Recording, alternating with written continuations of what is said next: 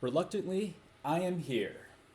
My name is Justin, and I'm here to present some solutions to you because nobody's coming up with them.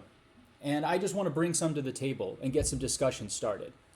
It just seems like we're all focused on blaming other people rather than actually addressing the real problems in society. I look around and there's like so many fucking problems everywhere, and not a single person seems to be stepping up and actually coming with real solutions that can change shit.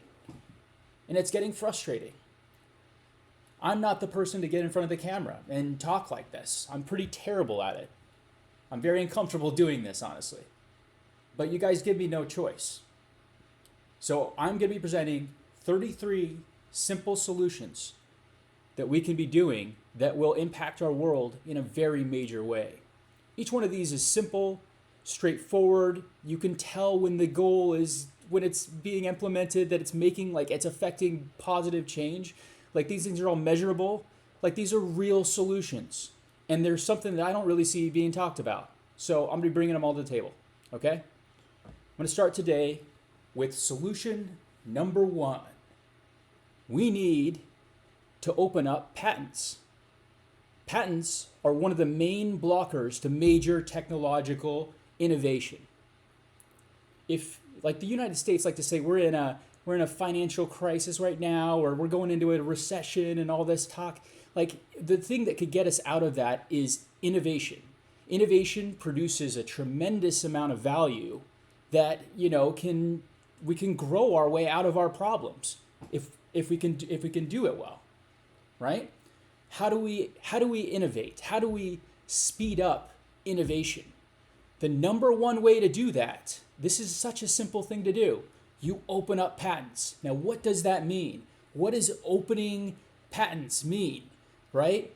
Well, opening patents is basically allowing anybody to be able to produce anything with that patent. Like, if you're a researcher in a laboratory, you can utilize any patent. In fact, they document the process. It actually makes it easier for you to execute the process in the lab in your research on trying to cure cancer, for example.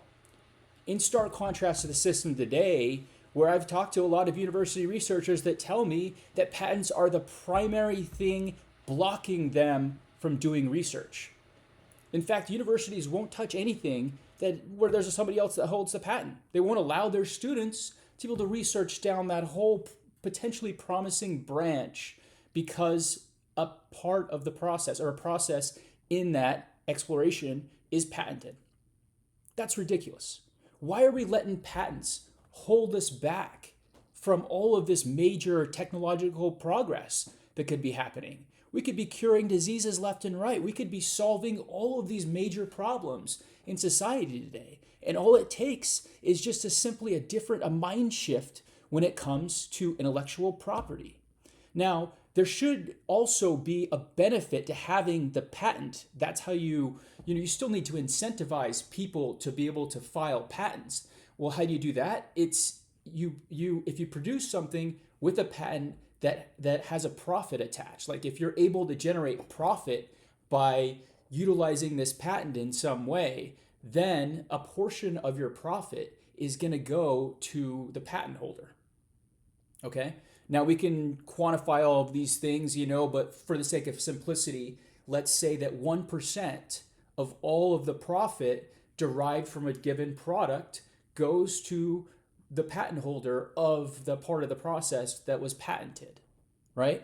So all of these patent trolls now actually they're sitting on cash cows, because people are going to be utilizing all of their patents out there in the market, finding ways that these innovations can affect the market in a positive way.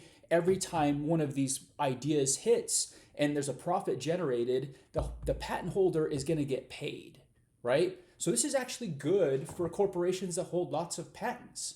And they would actually be overjoyed if we did this. So there should be no resistance in implementing this sort of solution.